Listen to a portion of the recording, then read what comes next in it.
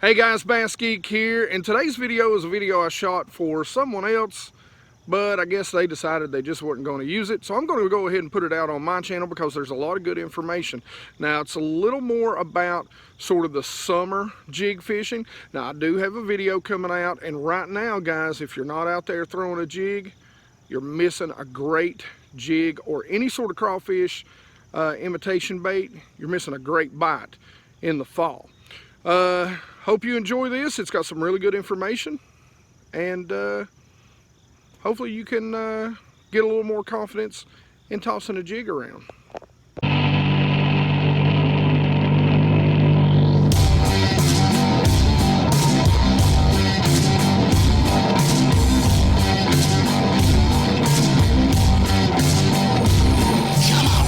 So let's start with the term deep. Deep really is relative. Now, what does deep is relative mean? I know you've heard that 100 times. For example, the body of water that I'm fishing today, deep could be anywhere from 20 to 40 feet.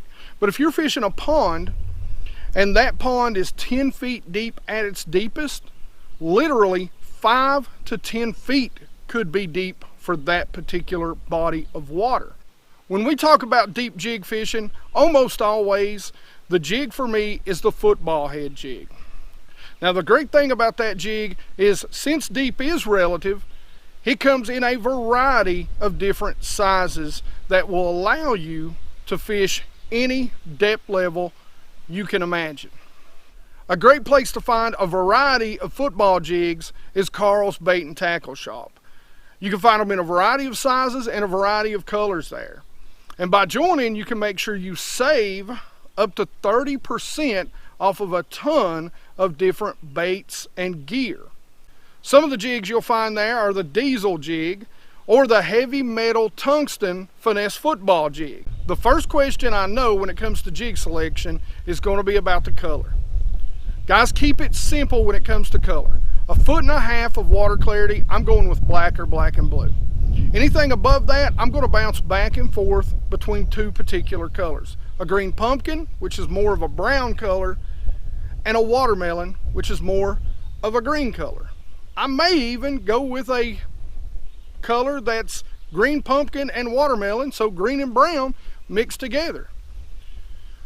So keep it simple. There's 3 colors to get you started, and those colors will cover every water condition you can imagine. What about trailer color? For trailer color, I'm going to say the same thing. Keep it simple. Match the trailer color to the color of jig to start out with. Now, there are times when a green pumpkin trailer seems to work very nicely with a watermelon or a green jig, and vice versa. Or a green pumpkin trailer works great on a black jig. You can experiment with that later, but if you're getting started, just keep it simple. Match the color of the trailer to the color of the jig. The next thing about the jig trailer is, of course, going to be the action.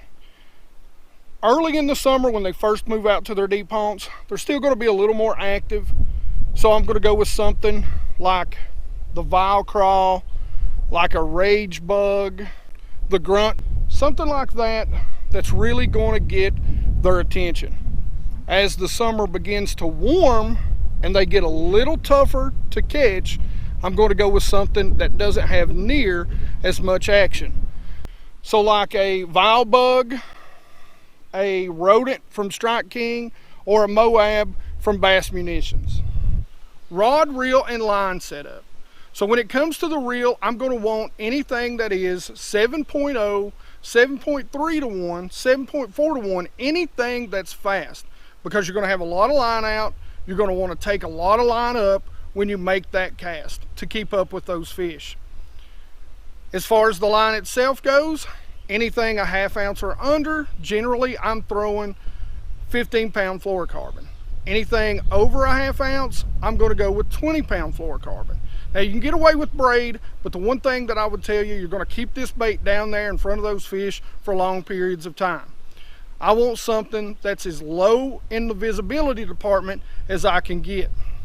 Now, as far as rod goes, I like a 7 foot to a 7.3. If you're a bank angler, you're going to want to stay on that 7 foot area, you know, to keep it out of the trees, make it easier to cast. For me, I like the 7.3. It helps you get a little more distance out there. Again, 1/2 ounce or below, I'm going medium heavy, fast action. 1/2 ounce or above, I'm going heavy, fast action. So now I want to talk to you about retrieves. I want to give you 3 retrieves, one of which not a lot of people talk about, but it can be great when the fish are super active or super finicky. The first retrieve, again, keep it real simple. Throw the jig out there, let it sink to the bottom. Keep your rod tip pointed at about a 3 or 9 o'clock position. So just horizontal to the water. Reel up your slack and then just drag up to about 10 or 11. Reel back down and drag it again. Do that repeatedly, keeping contact with the jig and the bottom of the lake. Now this retrieve is when they're really active, when they first get out there. And what you're going to do is you're going to drag the jig just a little. Again, staying horizontal, keeping that rod tip down, pointed toward the water. And then you're just going to hop it up and give it a couple of pops. Reel back down, get back on that jig so that you don't lose contact with that jig. Because a lot of times, what's going to happen is when you reel up and you pop that jig, you're going to get a hit right there. So you're going to have to reel down and set the hook and reel. That's where the fast reel comes into play. So the last retrieve can be deadly at times. And what you're going to do is once you cast it out, you're going to get your rod tip a little bit lower in the water this time, and you're going to snap that rod tip twice up. Make sure you follow the jig back down, so stay in light contact with it. Once it's on the bottom, you're going to snap it up again. This is called stroking a jig. Now guys, this can elicit some big strikes for you. Again, you're going to pop it up, you're going to find it, and you're going to follow it back down, making sure you stay in contact with that jig. Guys, I can't tell you, there's been some days when the fish have just been really finicky that this just catches tons and just loads my boat. And there's days when they're super active that you just can use this and you can't just keep them off the end of your jig. So let's talk about locations. Places like this are prime. Rocky, long points with steep drop-offs. Those are going to be the places that you're going to really target. The other spot are places like this. I've got a road bed with a drop-off to a creek channel. So basically, I'm ledge fishing right here. Both of these things are great. They're generally a recipe for success. But if you've only got one of those, a road bed that's deep or a creek channel ledge that's deep, those are the places you're going to target. If you're fishing a pond, guys, you're just going to want to target that deepest section of the lake and the transition. So use your jig as a depth finder. Now I know a lot of ponds can be very soft bottom.